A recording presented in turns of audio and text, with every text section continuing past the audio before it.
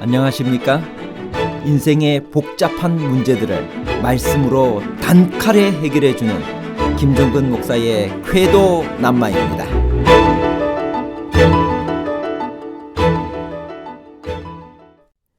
갈멜산에서 위대한 승리를 한 엘리야가 그렇게 갑자기 나약해진 것은 갈멜산 꼭대기에서 음식도 먹지 못하고 하루 종일 수고해서 신체적으로 과로했기 때문인가요? 아니면 하나님의 말씀을 기다리지 않고 형편을 보고 하나님을 의지하는데 실패했기 때문인가요? 신체적 과로와 나약해진 믿음에 관한 복잡한 문제를 하나님 말씀의 가르침으로 명쾌하게 해결해 드리겠습니다. 엘리야는 그 절망적인 순간에 하나님을 보아야 했습니다. 그런데 그는 무엇을 보고 무엇을 위해 도망쳤나요? 엘리야의 잘못은 무엇인가요? 갈멜산에서 위대한 승리를 한 엘리야가 왜 그렇게 갑자기 나약해졌나요? 열왕기상 19장 3절 4절 그가 이 형편을 보고 일어나 자기의 생명을 위해 도망하여 유다에 속한 브엘세바에 이르러 자기의 사환을 그곳에 머물게 하고 자기 자신은 광야로 들어가 하룻길쯤 가서 한 로뎀 나무 아래에 앉아서 자기가 죽기를 원하여 이르되 여호와여 넉넉하오니 지금 내 생명을 거두시옵소서. 나는 내 조상들보다 낫지 못하니이다 하고 한마디로 통쾌한 장면입니다. 열왕기상 18장에 기록된 갈멜산 기사를 읽는 모든 독자들의 소감일 것입니다. 바알과 아세라의 선지자 850명이 벌이는 광란의 제사가 아무 소용없이 끝났습니다. 엘리야의 승리로 끝났습니다. 그런데 이어지는 열왕기상 19장의 기사에 나타난 엘리야의 모습은 당황스럽기가 그지없습니다. 그날 밤 아합이 아내 이세벨에게 그날의 일을 전합니다. 소식을 듣고 격앙된 이세벨이 엘리야에게 사신을 보냅니다. 내가 내일 이맘때에는 반드시 내 생명을 저 사람들 중 한 사람의 생명과 같게 하리라. 이 말을 들은 엘리야는 공포와 두려움에 내몰려 사환을 데리고 무려 152km를 내달려 브엘세바까지 도망합니다. 거기에서 혼자 광야로 들어가 하룻길쯤 더 간 다음에 한 로뎀 나무 아래에 앉아 여호와여 넉넉하오니 지금 내 생명을 거두시옵소서라고 기도하다 쓰러져 잠이 듭니다. 그야말로 영육간에 기진맥진한 것입니다. 이게 웬 말입니까? 갈멜산 위에서 외치던 그 기계와 용기는 어디로 가고 어떻게 사람이 이렇게 급전직하할 수 있단 말인가요? 이세벨이 아무리 표독하기로서니 바로 직전에 하나님의 임재와 응답을 목격하지 않았나요? 과연 로뎀 나무 아래에 지쳐 쓰러진 이 엘리야가 갈멜산 제단에서 태산처럼 서 있던 그 엘리야가 맞나요? 이 점에서 처음으로 돌아가 엘리야의 등장부터 우리는 함께 살펴볼 필요가 있습니다. 엘리야가 등장할 때 의미심장한 공통된 패턴이 하나 나옵니다. 그것은 이 모든 사건이 엘리야의 공간 이동을 중심으로 기록되어 있다는 것입니다. 그리고 그 이동은 엘리야 자신의 판단에 의한 것이 아니고 항상 가라는 여호와의 말씀에 따라 그가 갔다는 방식입니다. 그릿 시내가에서 열왕기상 17장 2절 여호와의 말씀이 엘리야에게 임하여 이르시되 사르밧에서 또 동일합니다. 열왕기상 17장 8절 여호와의 말씀이 엘리야에게 임하여 이르시되 아합 궁도 마찬가지입니다. 열왕기상 18장 1절 2절 여호와의 말씀이 엘리야에게 임하여. 엘리야의 기사는 모두 여호와의 말씀이 그에게 임하여 그에게로 어딘가로 가라는 명령이 주어지면 그가 거기로 가서 진행이 됩니다.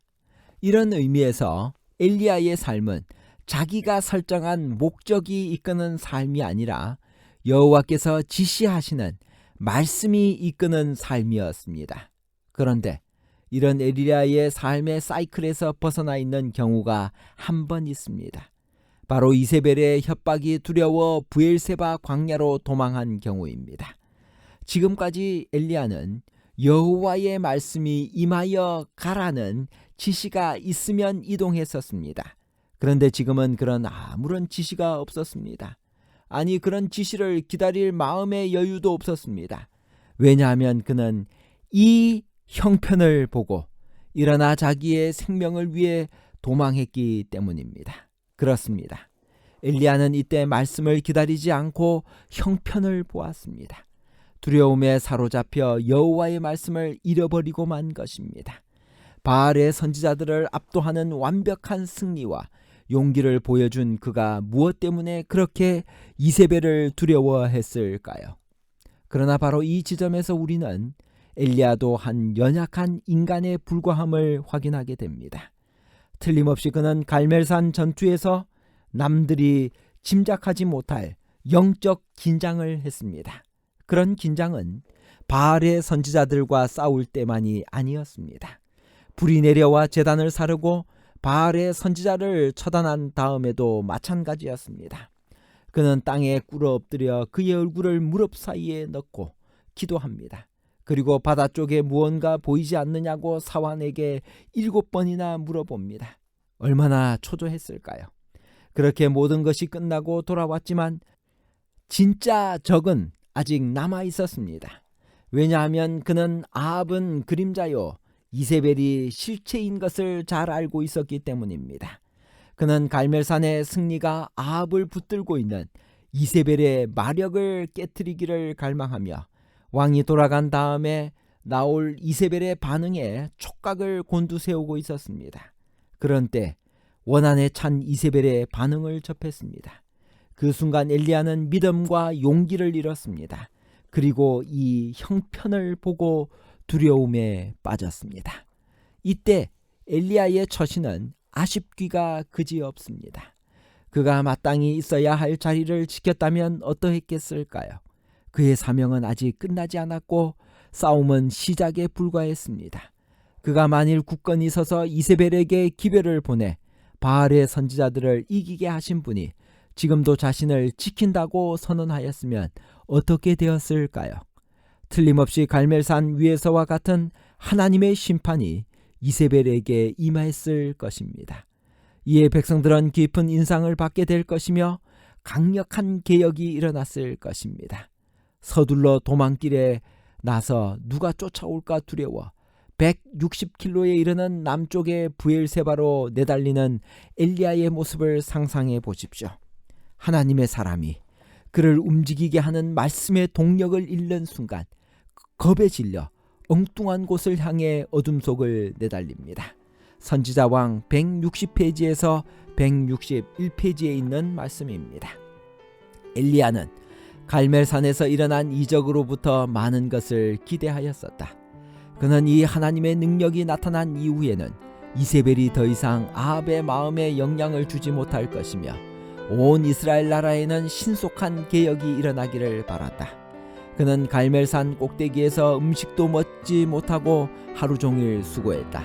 그렇지만 그가 이스라엘 성문으로 아합의 마차를 인도할 때 신체적으로 과로했음에도 불구하고 그의 용기는 매우 강하였다. 그러나 높은 신앙과 영광스러운 성공에 흔히 뒤따라오는 그런 반작용이 엘리야에게 몰려들고 있었다. 그는 갈멜산 위에서 시작된 개혁이 중단되지 않을까 하는 염려로 의기소침하였다. 그는 비스가산 꼭대기까지 높임을 받았으나 이제 그는 골짜기에 떨어져 있었다. 그가 전능하신 하나님의 영감을 받고 있을 때에는 가장 혹독한 신앙의 시련을 견딜 수 있었으나 그의 귀에 울리는 이세벨의 위협과 이 악한 여인의 음모를 통하여 나타나는 사탄의 계속적인 영향력으로 인해 실망한 이때 그는 하나님을 의지하는데 실패하였다. 결론입니다. 첫 번째, 갈멜산에서 위대한 승리를 한 엘리야가 그렇게 갑자기 나약해진 것은 하나님의 말씀을 기다리지 않고 형편을 보고 하나님을 의지하는 데 실패했기 때문입니다.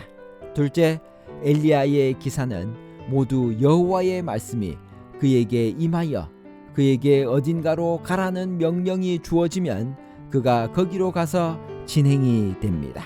셋째, 이런 의미에서 엘리야의 삶은 자기가 설정한 목적이 이끄는 삶이 아니라 여호와께서 지시하시는 말씀이 이끄는 삶이었습니다. 우리는 형편을 보는 대신 형편을 지배하시는 하나님을 바라보며 믿음으로 전진하도록 합시다. 감사합니다.